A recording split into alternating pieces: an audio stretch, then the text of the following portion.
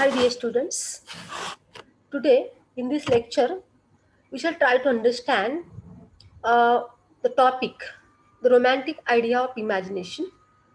Uh, it is from unit number 2nd, nature and function of literature, and the second topic is literature and imagination. And in this topic particularly, we are going to focus on the romantic idea of the imagination. Means what romantic writers thought about imagination, or what was their view about imagination.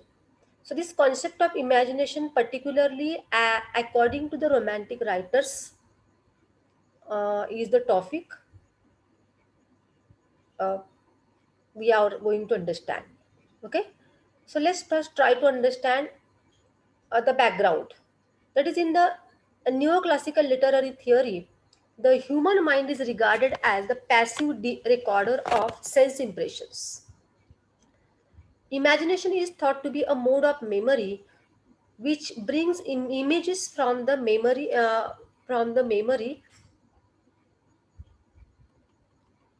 okay, which brings images from the memory and so represents sense objects not actually present. Okay, so in the neoclassical literary theory, neoclassical was the period before the romantic period. So first we shall try to understand what was the romantic period in English literature. uh, in the beginning of the 19th century, particularly the beginning of the 19th century, or the first uh, 50 years, you may think, of the 19th century are called as generally romantic age or romantic period. And the period before that means 18th century. So 18th century was the neoclassical period, or neoclassical literary age. And in that age, what the writers or the critics thought about imagination, that they thought the imagination is just a mode of memory. म्हणजे imagination means काय, की कल्पना. कल्पना जी असते आपल्या मनामध्ये येणारी जी कल्पना असतात, त्या कल्पना ज्या आहेत त्या एक प्रकारची स्मृती असते आपल्याला. म्हणजे आपण जे काही पाहतो वगैरे ते आपल्या मनामध्ये, आपल्या मनपटलावर आपण ते साठवून ठेवतो. म्हणजे आपल्या स्मृतीमध्ये राहतात त्या गोष्टी. त्याला आपण कल्पना म्हणतो किंवा कल्पनेचं रूप आहे असं म्हणतो. आणि मग त्याच्यामुळे त्या किंवा आपण जे काही पाहत असतो, ऐकत असतो, त्यातनं काही कल्पना आपण निर्माण करत असतो. आणि त्या आपल्या मनामध्ये होणाऱ्या ज्या कल्पना आहेत, त्या एक प्रकारची मेमरी आहेत असं त्यांचं मत होतं. आणि they so represent sense objects not actually present. म्हणजे कल्पना म्हणजे काय, की ते ॲक्चुअली प्रेझेंट नसतात. त्या फक्त सेन्स ऑब्जेक्ट्स, म्हणजे आपल्या स्मृतीपटलावर निर्माण झालेल्या काही जस्ट एक आयडियाज असतात. त्या प्रत्यक्षात नसतात. प्रत्यक्षात त्या काय म्हणूया आपण, they are abstract. They are not actually present. Secondly, the imagination is thought to be power which originally links together different impressions to form images of things that do not exist in the sense. Means they do not exist at all. कल्पना आपण म्हणतो ना, मी अशी कल्पना केली, तशी कल्पना केली. सो कल्पना ज्या असतात त्या फक्त आपण आपल्या थॉट प्रोसेसमध्ये असतात. त्या प्रत्यक्षामध्ये त्या गोष्टी अवेलेबल नसतात. आपण बऱ्याच वेळेला अनेक गोष्टींची कल्पना करत असतो. ओके, म्हणजे फॉर एक्झाम्पल वी इमॅजिन की आपण बऱ्याच वेळेला असं बसल्या बसल्यास असं जस्ट इमॅजिन करतो की आपण कुठेतरी वेगळ्या ठिकाणी आहोत. म्हणजे समजा की आपण घरीच असतो, परंतु असं काही कल्पना करतो की आपण एखाद्या बागेमध्ये आहोत किंवा एखाद्या समुद्र किनाऱ्यावर आहोत. ऍक्च्युली ती गोष्ट नसते, पण आपल्या कल्पनेमध्ये ते असते. किंवा कधी कधी असंही होऊ शकते की आपण चंद्रावर आहोत, अशी देखील कल्पना आपण करू शकतो. सो कल्पना म्हणजे imagination does not exist at all. They are just a type of memory or a mode of memory. कारण आपण पूर्वी कधीतरी ती गोष्ट बघितलेली असते, अनुभवलेली असते किंवा ऐकलेली असते, कुठेतरी बघितली असते. जस्ट तुम्ही म्हणाल की आता चंद्रावर तर आपण कधी गेलेलो नाहीये, पण मी चंद्रावर आहे अशी कल्पना करू शकते, पण चंद्रावर नाही गेलेलो आहे आपण. पण तरी देखील आपण चंद्र कुठेतरी टीव्हीमध्ये इकडे तिकडे पाहिलेला असतो आणि त्यामुळे आपण तशा प्रकारची कल्पना करू शकतो. Okay, for example the mythological characters are the products of imagination. So mythological characters, say in आपण इंडियामधले मिथॉलॉजिकल कॅरेक्टर्स घेऊया, की राम, कृष्ण किंवा महाभारतामधले पांडव असतील, कौरव असतील, द्रौपदी असेल, हे सगळे, सीता वगैरे, these characters we just listen to them. म्हणजे आपण स्टोरीजमध्ये त्यांना ऐकतो फक्त, त्यांना आपण कधी पाहिलेलं नाहीये. सो पण आपण त्यांना आपल्या कल्पनेमध्ये पाहतो. ओके, कल्पनेमध्ये त्यांचा आपण एक रूप तयार करतो. So the mythological characters are the products of imagination. They do not actually present actually. They just are a type of imagination. Okay, hence the neoclassicists believe that imagination is a combining power. आणि अशा प्रकारचं मत असल्यामुळे निओक्लासिकल रायटरचं मत असं होतं, they thought that imagination is a combining power, not a creative one. म्हणजे काय की इमॅजिनेशन ही एक क्रिएटिव्ह पॉवर नाहीये, तर ही इकडे तिकडे आपण जे काही पाहिलेलं आहे, ऐकलेलं आहे, ह्या सगळ्याच एक स्मृतीपटलावर तयार झालेलं एक रूप आहे. एक तयार झालेली ज्या गोष्टी आहेत आपल्या स्मृतीपटलावर, आपल्या स्मृतीमध्ये, मेमरीमध्ये साठवलेल्या अशा ज्या गोष्टी आहेत, की त्याला आपण कल्पना असं म्हणतो, इमॅजिनेशन म्हणतो. म्हणजे ते क्रिएशन नाहीये काही. कुठल्याही गोष्टीचं ते क्रिएशन नाहीये. तर आपण ऑलरेडी पाहिलेल्या किंवा अनुभवलेल्या काही गोष्टी असतील, तर त्याचं ते एक रूप आहे आणि ते क्रिएशन नाहीये किंवा ती क्रिएटिव्ह पॉवर नाहीये. जस्ट ती काहीतरी कंबाईन करणारी पॉवर आहे. म्हणजे अनेक गोष्टी आपण जे पाहतो, ऐकतो, त्याचं कॉम्बिनेशन करून एक नवीनच कल्पना आपण तयार करत असतो. म्हणजे आपण की जस्ट फॉर एक्झाम्पल तुम्ही एखादी गोष्ट पाहिली असेल, की आपण म्हणजे आता महाभारतामधलं किंवा आपण रामायणामध्ये राम, सीता वगैरे बघतो. आपण त्या कथा वाचतो आणि समटाईम्स की वी इमॅजिन किंवा आपण इमॅजिन करतो, की आपण तिथे आहोत, जंगलामध्ये आहोत. आपण ते जिथे राम जंगलामध्ये आहे, तिथे आपण देखील गेलेलो आहोत आणि आपण ते प्रत्यक्षात कसं वाटेल आपल्याला तिथं असेल तर आपण. अशा प्रकारची जी कल्पना आहे, म्हणजे ॲक्चुअली कंबाईन करणं. आपल्या मनाला आपल्याला जे आवडते ती गोष्ट किंवा आपण जी पाहिलेली गोष्ट आहे, हे दोन्हीचं कॉम्बिनेशन करून आपण काही कल्पना रचत असतो. फॉर एक्झाम्पल, मी तुम्हाला आता चंद्राचं उदाहरण दिलं. आपण चंद्र बघितला टीव्हीवरती वगैरे. प्रत्यक्षात तर नाहीये, परंतु टीव्हीवर बघितला. तर आपण कल्पना करतो, की आपण तिथे आहोत. म्हणजे आपण आपल्या कल्पनेमध्ये आपण चंद्रावर देखील आपण भराऱ्या मारून येतो. कल्पनेमध्ये आपण कुठेही जाऊन येतो. आपण अमेरिकेमध्ये असल्याची कल्पना करू शकतो. आपण इंग्लंडमध्ये असल्याची कल्पना करू शकतो. ओके. सो कल्पना म्हणजे काय, की ॲक्चुअली आपण अ, ती एखादी पाहिलेली किंवा ऐकलेली गोष्ट आपल्या सेन्स ऑब्जेक्टच्या माध्यमातून, म्हणजे सेन्स ऑब्जेक्ट्स म्हणजे काय, की आपलं नाक, कान, यू नो स्पर्श, म्हणजे आपली जी 5 पंचेंद्रिय आहेत, त्या पंचेंद्रियाच्या माध्यमातून आपण जे काही अनुभवतो आणि त्या अनुभवलेल्या गोष्टीबरोबर आपण कुठल्यातरी गोष्टींची कंबाईन करतो. आपल्याला जे काही वाटतं, हवंसं, ते कंबाईन करतो आपल्या मनातल्या गोष्टी आणि त्याचे कल्पनेचं रूप तयार करतो. So it is not a creative, it is just combination. असं कुणाचं मत होतं? असं माझं नव्हे. तर हे निओक्लासिकल रायटरचं मत होतं. Hence, the neoclassicists believe that imagination is a combining power, not a creative one. On the other hand, the romantics place imagination to a higher position. But in the 19th century, romantic period started, and the other writers, other critics, they came forward and they thought about imagination in other way. That is, particularly when we think about imagination, we have to understand Wordsworth and Coleridge theory of imagination. So what Wordsworth and Coleridge are, major romantic writers, and what was their view of imagination is called here the romantic idea of imagination. Okay, so for romantic writers, means for Wordsworth and Coleridge, it is a highly creative faculty. Means neoclassical writers thought that imagination is not a creative faculty; it is just combining power. But but romantic writers thought that imagination is creative. It is a creative power or creative faculty. It not only rearranges materials but also shapes, orders, modifies, and colors sense objects with the mind's own light. According to them, it is just not combination, as neoclassical writers or critics thought.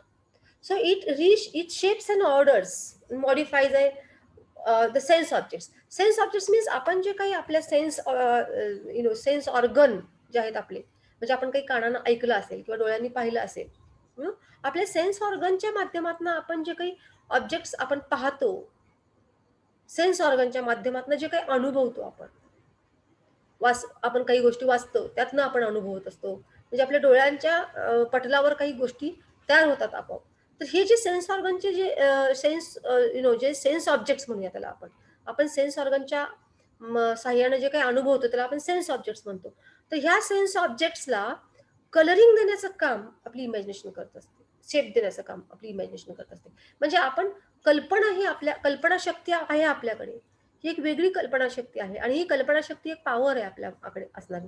त्या कल्पनाशक्तीच्या मदतीने आपण काय करतो, आपण जे काही पाहतो आपल्या सेन्स ऑर्गनच्या मदतीने, म्हणजे जे सेन्स ऑब्जेक्ट्स म्हणूया ज्याला आपण, तर ते सेन्स ऑब्जेक्टला ही कल्पनाशक्ती काय करते, एक वेगळ्या प्रकारचं आकार देण्याचं काम, त्याला रिशेप करण्याचं काम, त्याला कलरफुल करण्याचं काम किंवा त्याला मॉडिफाय करण्याचं काम ह्या सेन्स ऑब्जेक्टला ती करत असते.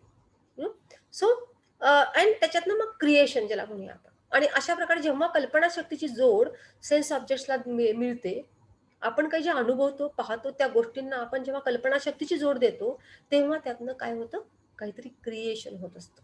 So neoclassical critics they thought that it is not creation, means there is not such a type of power that is imagination power for creation. So just what happens, just combination happens, means imagination just makes combination of the sense objects. म्हणजे जे काही sense objects आहेत, जे काही आपण अनुभवलेलं आहे, त्याचं कॉम्बिनेशन करण्याचं काम इमॅजिनेशन करते, असं त्यांचं मत होतं. पण romantic writers thought that it is not just combination, it is a type of creation. म्हणजे इमॅजिनेशन ही क्रिएशन करण्याचं काम करते. फॉर एक्झाम्पल वर्ड्सवर्थची जी पोयम आहे डॅफोडिल्स, त्याच्यामध्ये वर्ड्सवर्थनं कुठेतरी अनुभवलेलं आहे, ते पाहिलेलं आहे कुठेतरी एखाद्या खेडेगावामध्ये, एखाद्या ग्रामीण भागामध्ये असं जमिनीवर असं मस्त सुंदर अशी फुलं पसरलेली त्यानं पाहिलेली आहेत कधीतरी. आणि ती पाहिल्यानंतर कधी काळी पाहिली असतील, परंतु नंतर त्याच्या ते स्मृतीपटलामध्ये पाहिलेलं जे दृश्य आहे ते तसंच त्याच्या मनामध्ये साठून राहिलेलं आहे. नंतर कधीतरी जेव्हा त्याला त्या गोष्टीची आठवण येते, त्याला आपण सेन्स ऑब्जेक्ट म्हणूया. एखादी गोष्ट पाहिलेली असेल आणि ती परत जेव्हा आठवते त्याला आपण काय म्हणतो, ती सेन्स ऑब्जेक्ट झाली. तर त्या सेन्स ऑब्जेक्टला हा रायटर काय करतो, आपल्या कल्पनाशक्तीची जोड देतो आणि सुंदर असं अप्रतिम अशा प्रकारचं काव्य निर्माण होतं. म्हणजे एखादी पाहिलेली अनुभवलेली गोष्ट जी आहे, त्याला जेव्हा रायटर कल्पनाशक्तीची जोड देतो, तेव्हा त्या कल्पनाशक्ती आणि ते सेन्स ऑब्जेक्ट यांच्या मदतीनं ती पोयम, ते काव्य, ती पोएट्री तिथे निर्माण होते. That is called as creation. पण हे क्रिएशन कशामुळे झालं? It is not only because of the sense object. फक्त सेन्स ऑब्जेक्ट म्हणजे आपण जे काही पाहिलेलं आपल्या स्मृतीपटलामध्ये जी काही मेमरी आहे, फक्त मेमरीमुळे क्रिएशन होऊ शकत नाही. तर ह्या मेमरीला जेव्हा कल्पनाशक्तीची जोड दिली जाते, ही मेमरी आपल्याकडे असतेच सगळ्यांकडे. आपण अनेक गोष्टी पाहत असतो, आपल्या मेमरीमध्ये साठवत असतो. पण ह्या मेमरीमुळेच फक्त काव्य किंवा कुठल्याही प्रकारचं क्रिएशन होऊ शकत नाही. कला निर्मिती होऊ शकत नाही किंवा कुठल्याही प्रकारचं क्रिएशन होऊ शकत नाही. तर त्या मेमरीला जेव्हा कल्पनाशक्तीची जोड मिळते, कल्पनेची जोड मिळते, तेव्हा त्यातून एक प्रकारचं क्रिएशन, मग ते पेंटिंग असू शकेल, म्युझिक असेल किंवा नो काव्य असेल, अशा प्रकारची उत्कृष्ट अशा प्रकारची कलाकृती निर्माण होऊ शकते. So imagination integrates different elements to generate a new reality. Imagination काय करते, की अनेक ज्या गोष्टी आपल्याकडे असतात, सेन्स ऑब्जेक्ट आपल्या स्मृतीपटलावर, त्या गोष्टींना एकत्र करून त्यांना एक वेगळ्या पद्धतीचं रूप त्याला देण्याचा प्रयत्न करते. So it's a faculty that allows the mind to see beyond the material world. म्हणजे ऍक्च्युली सेन्स ऑब्जेक्ट्समध्ये काय असते, की आपण जे बघितलेलं असतं तेच आपल्या सेन्स ऑब्जेक्ट्सवर, आपल्या त्याच्या प्रतिमा ज्याला काय म्हणूया आपण, त्या आपल्या स्मृतीपटलावर उमटलेल्या असतात. पण that was just material world. त्या प्रतिमा असतात त्या फक्त मटेरियल वर्ल्ड असतात. पण त्या मटेरियल वर्ल्डला जेव्हा इमॅजिनेशनची जोड मिळते, तेव्हा it goes beyond the material world आणि मग मटेरियल वर्ल्डच्या पण पलीकडे एक रूप तयार होतं, त्याला आपण कलाकृती असं म्हणतो. ओके, निर्मिती असं म्हणतो, नवनिर्मिती किंवा कलेची निर्मिती असं म्हणू शकतो. We can understand the romantic idea of imagination from the views of major romantic poets and critics, that is Wordsworth and Coleridge. Okay, just mistakes, I will correct them next. So we should try to understand what Wordsworth talked about imagination. For Wordsworth, imagination is a supreme gift, a divine power. Imagination enables the poet to look deep, deep into the heart and soul of things. It is through the imaginative faculty that he arrives at the general truths basic to human nature. Through the imaginative power, the poet is able to present emotions which he has not directly experienced, but he presents them in such a way that they seem personally experienced. Means sometimes what happens, just the poet imagines the things as if he has experienced. So Wordsworth thinks that imagination is a type of supreme gift, a divine power. And with the help of that supreme gift and divine power, which he calls imagination, The poet uh, creates his art, a literary art, what we see, because this imagination enables the poet. ह्या कल्पनाशक्तीमुळे पोएटला एक अशा प्रकारची एक power मिळते की तो कुठल्याही गोष्टीच्या अतिशय म्हणजे हार्टमध्ये किंवा सोल, ज्याला म्हणजे गाभा म्हणूया, त्या गाभ्यापर्यंत तो पोहोचू शकतो. It is through the imaginative faculty that he arrive at the general truth.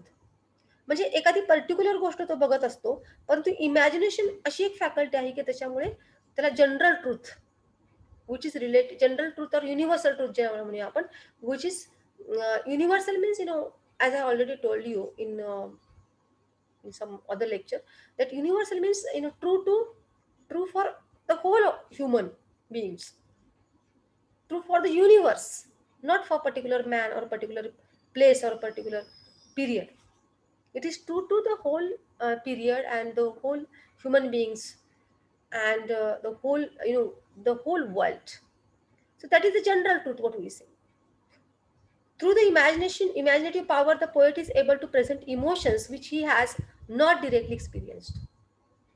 Means imagination is a great power according to Wordsworth, and the poet can present the emotions which are not experienced directly by him. Just ही म्हणजे तो कल्पना करतो, फक्त त्याने एखादी गोष्ट अनुभवलेली पण नसते, पण जस्ट तो कल्पना करून जणू काही त्याने ती अनुभवलेली आहे अशा पद्धतीने तो सांगू शकतो. But he presents them in such a way that they seem personal experience. पण असं वाटतं की जणू काही पोएटने ते प्रत्यक्षात पाहिलेलं आहे.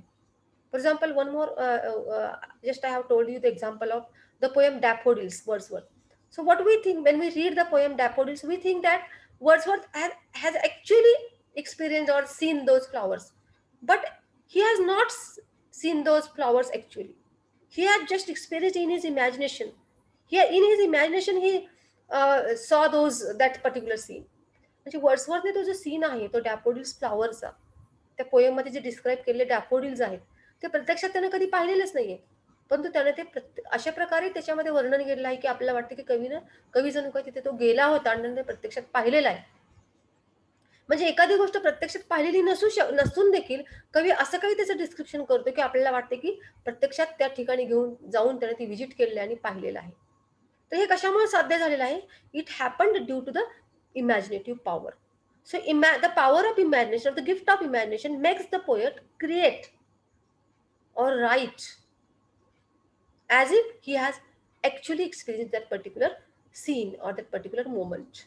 Imagination is a faculty which transforms the external world in a creative manner. It helps the poet to dig deep the core of human existence and to get at universal truths. Wordsworth never ignored the importance of thought and reason.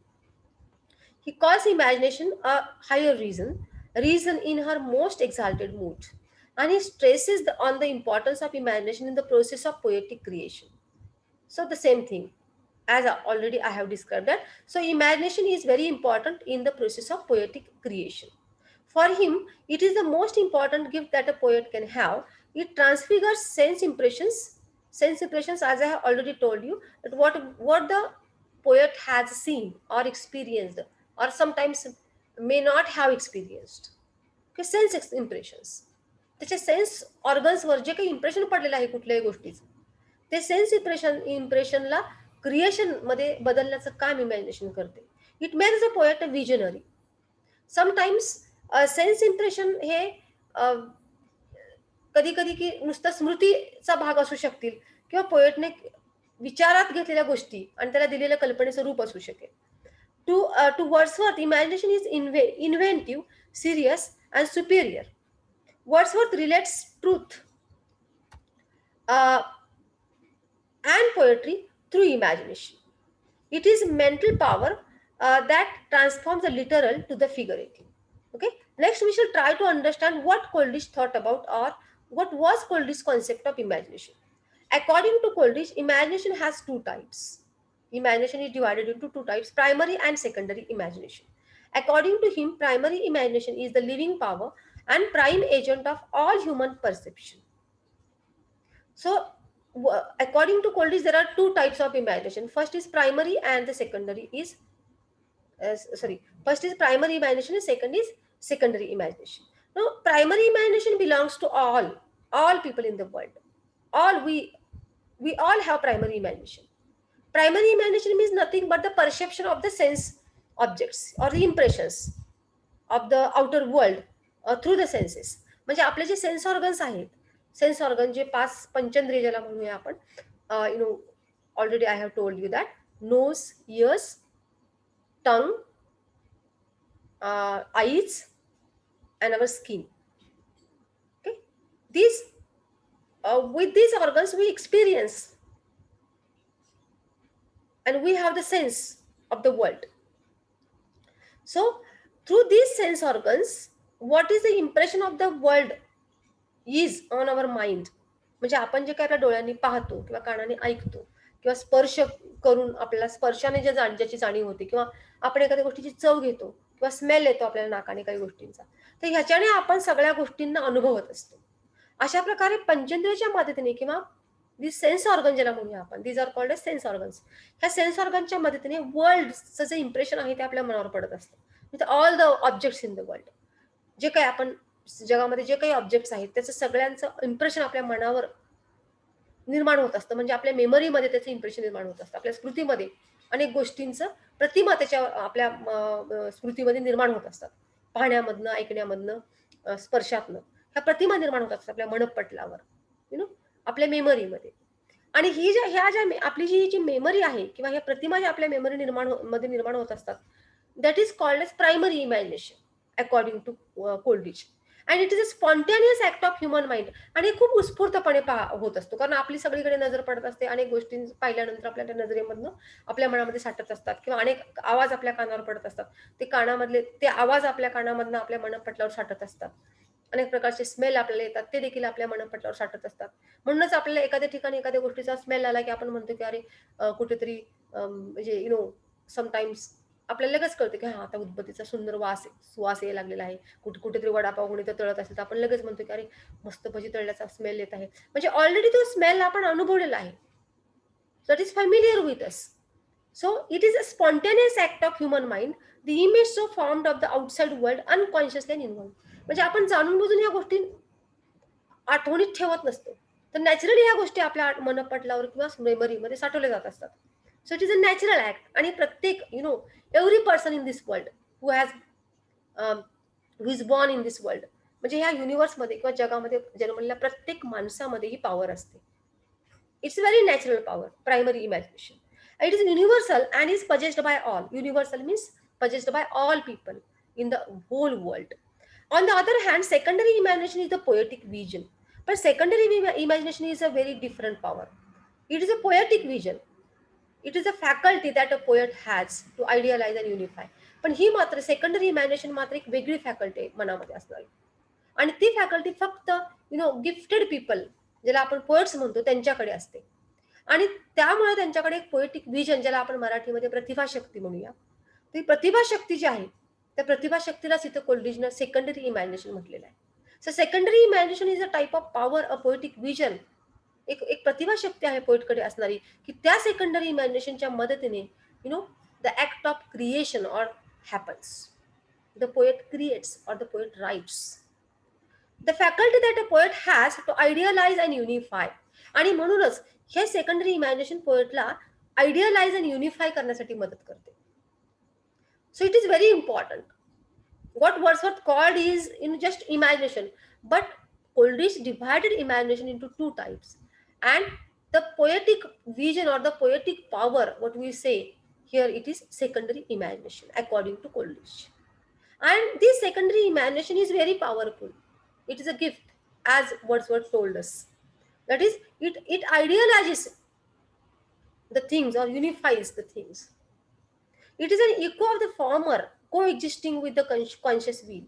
It works upon the raw material. Raw materials means, that is the impression of the world created through the sense objects in our memory. That is raw material. जे काही आपण पाहिलेलं आहे, आपल्या मनामध्ये साठवलेलं आहे, त्या raw मटेरियलला एक वेगळा शेप देण्याचं काम ही सेकंडरी इमॅजिनेशन करत असते. That are sensations and impressions supplied by the primary imagination. It is a secondary imagination which makes any artistic creation possible and root of all poetic activity. म्हणजे कुठलीही poetic activity असू दे, म्हणजे Wien the writer rights, जे काही writer लिहित असतो, जे लेखन होत असतं, त्या लेखना पाठीमागे ही सेकंडरी इमॅजिनेशन कार्यरत असते. It happens only due to the secondary imagination. So creation, artistic creation, artistic म्हणजे कलाकृती जी आहे ती फक्त पॉसिबल होऊ शकते ती सेकंडरी इमॅजिनेशन मुळेच होऊ शकते. म्हणजे कलाकाराकडेच ती असते. It is possessed by the artist only, not by the common people. We all common people who are not the writers, even any person possesses primary imagination, but the secondary imagination is the faculty of, or it is the power of, or it is the gift of only artists or the poets. It is considered as shaping and modifying power because it is a shaping power. It gives shape to the things or the sensations in the primary imagination. Coleridge calls secondary imagination a magical power. It fuses various faculties of human soul, that is will, emotion, intellect, perception. So it unifies the many of the things in our mind. Not only the sensations. Sensations are collected through the sense organs. But there is another thing in our mind, that is emotion. Our mind has will, आपल्या मनामध्ये काही इच्छाशक्ती असतात, काही भावना असतात, किंवा what we say here intellect, आपली बुद्धिमत्ता आहे, टॅलेंट आहे, विचार करण्याची शक्ती, our thoughts, and again the sensations, perception means sensations means what we see or what we listen to or what we experience through the sense organs. म्हणजे आपल्या sense ऑर्गनच्या माध्यमातून आपण जे काही अनुभवत असतो ते, प्लस आपल्या मनामध्ये असणाऱ्या भावभावना, आपल्या मनामध्ये असणारी विचारशक्ती, आपल्या मनामध्ये असणारी इच्छाशक्ती, ह्या सगळ्यांचं कॉम्बिनेशन करून एक नवीन क्रिएशन करण्याचं काम कोण करतं? तर सेकंडरी इमॅजिनेशन. सेकंडरी इमॅजिनेशनमुळे हे साध्य होऊ शकतं. हे जे कॉम्बिनेशन आहे, युनिफाय ज्याला म्हटलेलं इथे पोएटने. So this unifying power is secondary imagination, and because of that creation happens. आपल्या सगळ्यांच्या मध्ये, प्रत्येक माणसामध्ये इच्छाशक्ती असतेच, इमोशन असतातच, इंटलेक्ट असतेच, विचारशक्ती असतेच. आपण प्रत्येक जण विचार करतो, प्रत्येकामध्ये भावना आहेत. As a person, as a human being प्रत्येकामध्ये काही इच्छाशक्ती आहेत. प्रत्येकामध्ये सेन्स ऑर्गनच्या मदतीने निर्माण केलेले परसेप्शन, जाणीवा आहेत. ह्या जाणीवा असतील, भावना असतील, ह्या सगळ्यांचं कॉम्बिनेशन मात्र प्रत्येक जण करू शकत नाही, किंवा त्याचं एक युनिफाईंग पॉवर ज्याला म्हणून, युनिफिकेशन ज्याला म्हणूया आपण, किंवा त्याचं आयडियलायझेशन होऊ शकत नाही. का नाही होऊ शकत प्रत्येकाकडून त्याचं आयडियलायझेशन? जेव्हा त्याचं आयडियलायझेशन करायचं असेल किंवा व्हायचं असेल, तर त्याला अजून एका गोष्टींची जोड द्यावी लागते, आणि ती म्हणजे सेकंडरी इमॅजिनेशन.